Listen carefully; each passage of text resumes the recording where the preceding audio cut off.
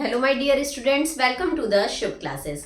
आज हम स्टार्ट करने जा रहे हैं क्लास 8 की एनसीईआरटी बुक का सैंपल पेपर का सेक्शन सी। ठीक है, मैंने अपनी पार्ट 1 में section A and section be discuss कर लिया था। ये पार्ट 2 है, इसमें हम सेक्शन सी को डिस्कस करेंगे। ओके, इस सेक्शन सी में सारे क्वेश्चन 3 मार्क्स के होते हैं।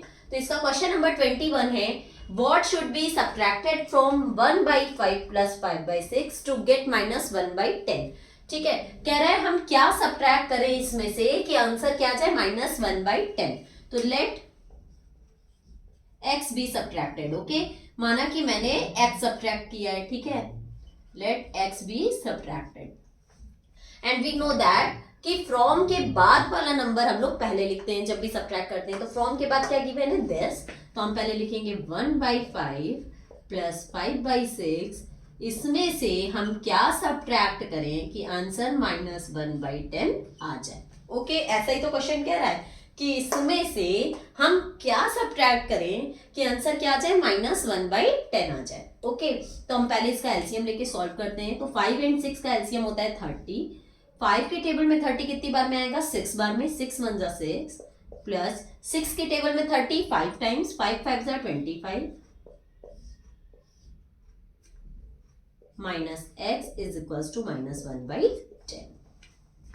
25 plus 6 is equals to 31 upon 30 minus x is equals to -1/10।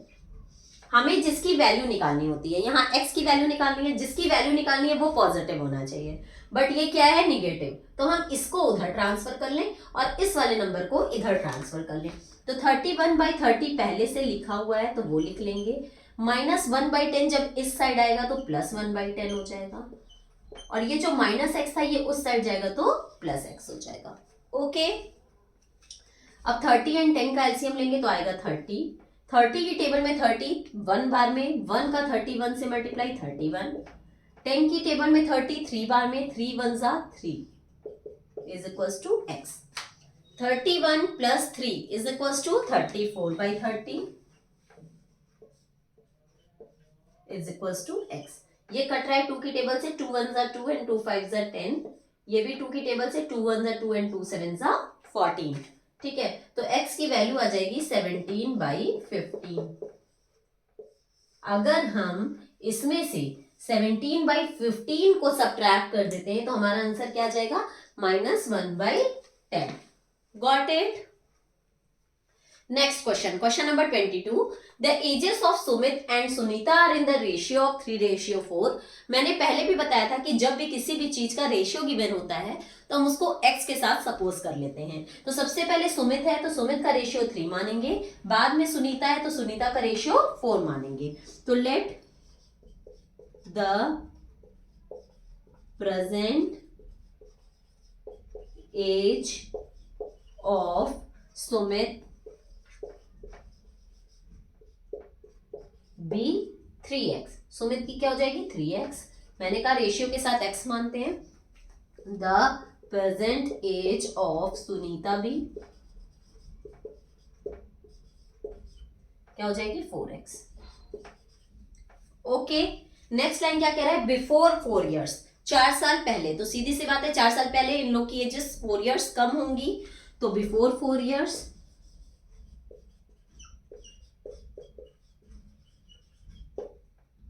Sunita की जो सुमित की जो एज होगी वो होगी 3x - 4, है ना, 4 साल कम हो जाएगी। और सुनीता की जो होगी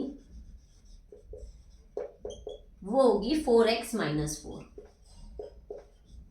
ओके, नेक्स्ट लाइन क्या कह रहा है, before 4 years there edges were in the ratio of 5:7। जो इनकी एजेस हैं इनका रेशियो क्या है 5:7। तो अकॉर्डिंग टू क्वेश्चन इनकी एजेस का ratio that means 3x - 4 upon 4x - 4 ratio क्या है 5:7। 5:7। ठीक है, इसको हम क्रॉस मल्टीप्लाई कर लेंगे तब हम x की वैल्यू निकाल लेंगे। तो 7 का मल्टीप्लाई होगा 3x - 4 से,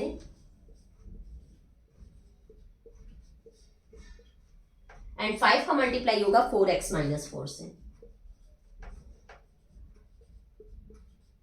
ओके, अब देखो ब्रैकेट ओपन करेंगे तो इसका मल्टीप्लाई इसमें भी एंड इसमें भी, तो 7 3 jar 21x minus 7 4 jar 28, 5 4 jar 20x minus 5 4 jar 20।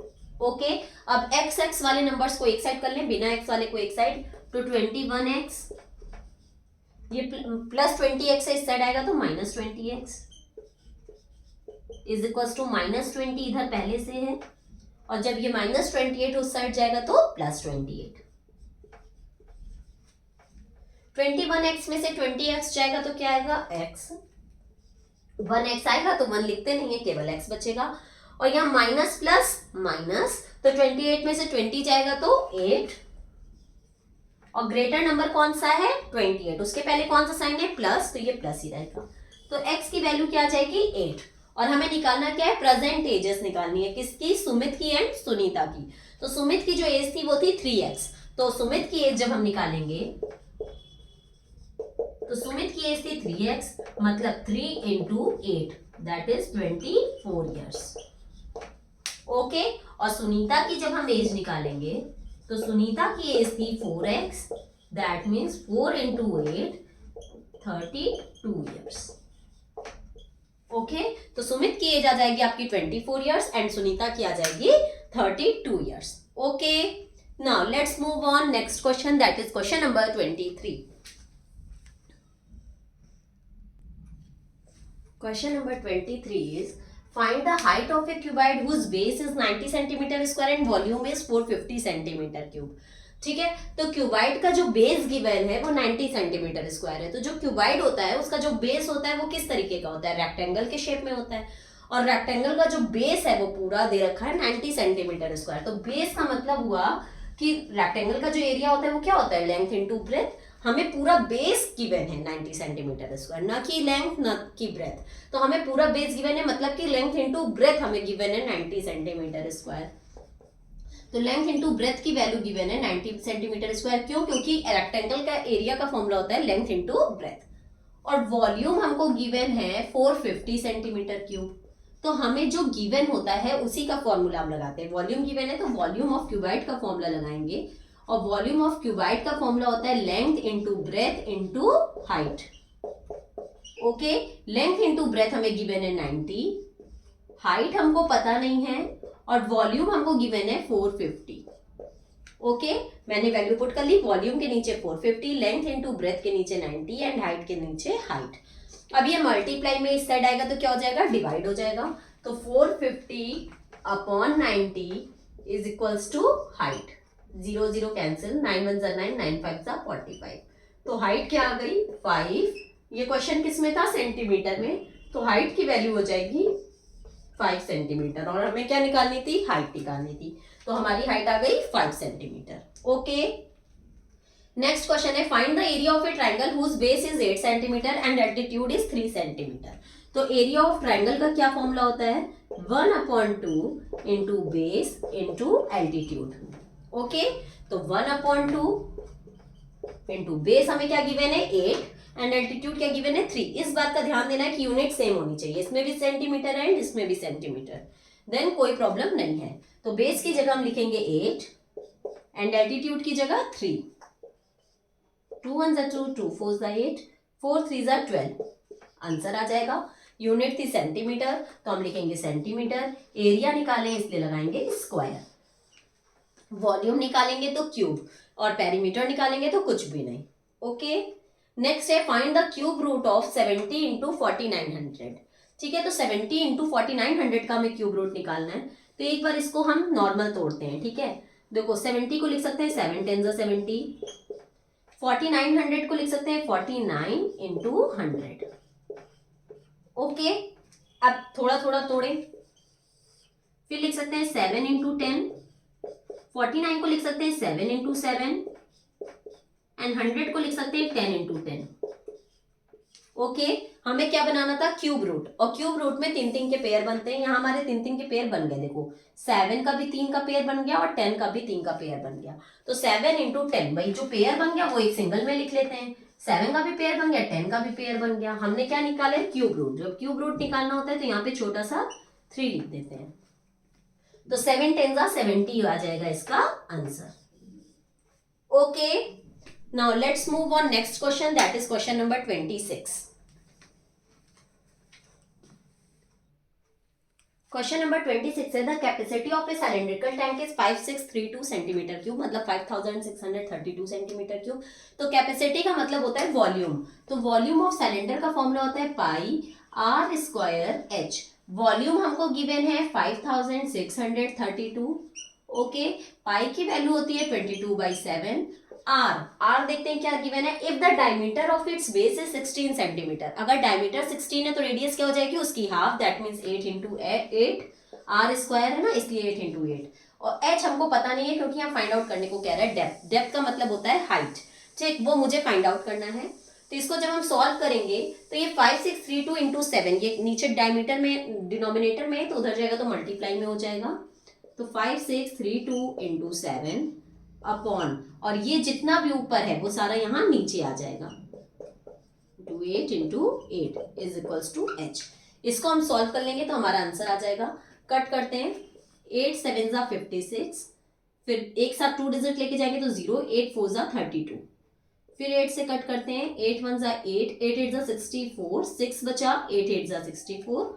अब 11 की टेबल से कट हो रहा है, 11 2 जा 22, 11 8 जा 88, फिर 2 1 जा 2, 2 4 जा 8। नीचे देखो पूरा कट हो गया, ऊपर क्या बचा, 4 7 जा 28।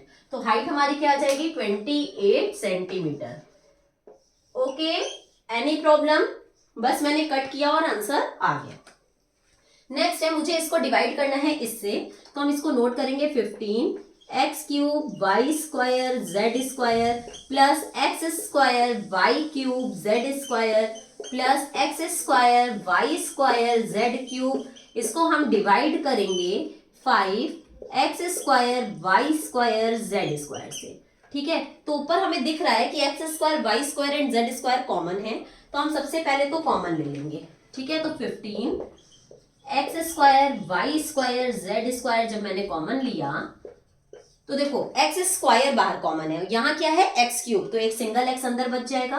Y square and z square तो बाहर कॉमन हो ही चुका है, प्लस एक्स स्क्वायर कॉमन है, यहाँ है वाई क्यूब, मतलब वाई स्क्वायर बाहर कॉमन है तो एक वाई यहाँ बचेगा, और जेड स्क्वायर बाहर कॉमन में हो चुका है, plus x square Y square common में है, यहाँ जेड क्यूब है तो जेड स्क्वायर कॉमन में है तो यहाँ एक सिंगल जेड बचेगा। ओके, यहाँ आ जाएगा 5 x square Y square Z square. X square Y square Z square से X square Y square Z square cancel हो जाएगा। 5 1 जा 5, 5 3 जा 15, क्या बचा 3 ब्रैकेट में x plus y plus z. ये हमारा क्या हो जाएगा आंसर डिवाइड करने के बाद। Okay, any problem? सिर्फ मैंने इसमें x square Y square Z square common ले लिया ताकि नीचे से कट जाए, और कॉमन हो भी रहा था तो ये कट गया और हमारा आंसर आ गया 3 ब्रैकेट में x plus y plus z. Okay, now let's move on next question, that is question number 28। Question number 28 is a rectangular paper of width 10 centimeter is rolled along its width and a cylinder of radius 7 centimeter is formed। कह रहा है एक rectangle paper है जिसकी width जो है वो 10 centimetre है। ये जो विड्थ है ये लेंथ होती है, ये विड्थ होती है। जो विड्थ है वो 10 सेंटीमीटर है और वो अपनी विड्थ से ऐसे मोड़ के क्या बना रहा है, सिलेंडर बना रहा है। ये विड्थ से ही मुड़ा है, तो जब विड्थ से मुड़ गया और ऐसे सिलेंडर बन गया तो सिलेंडर की हाइट क्या होगी, जो इसकी विड्थ थी, रेक्टेंगल की जो विड्थ थी वही देखो सिलेंडर की हाइट बन गई। क्यों, यही सिलेंडर की हाइट बन गई। तो हाइट गिवन है 10 सेंटीमीटर, ठीक है, और रेडियस सिलेंडर का जो रेडियस है, जो ये बेस का रेडियस है वो गिवन है 7 centimetre.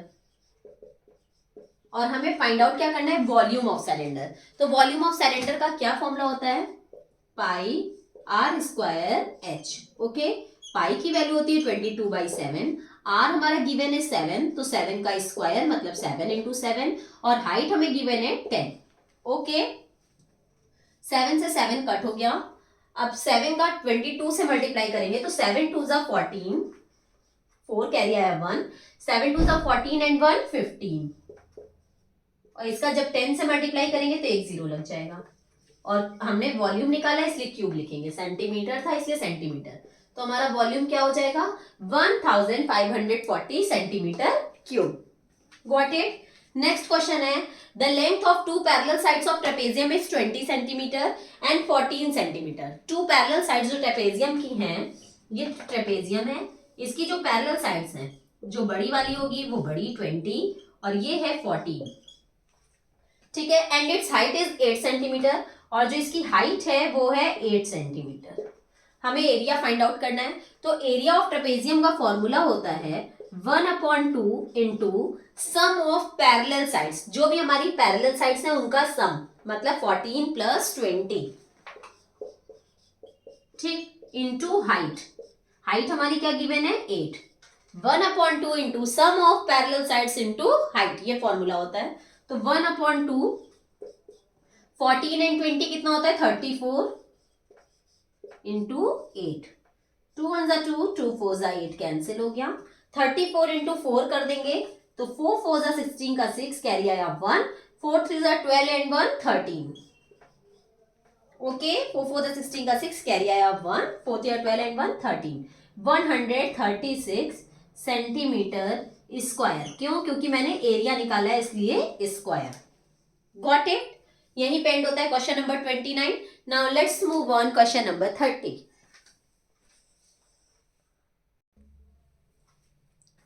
In question number 30, if the area of square and rectangle is equal, कह रहा है area of square and rectangle is equal, तो हम यहां लिखेंगे area of square is equals to area of rectangle।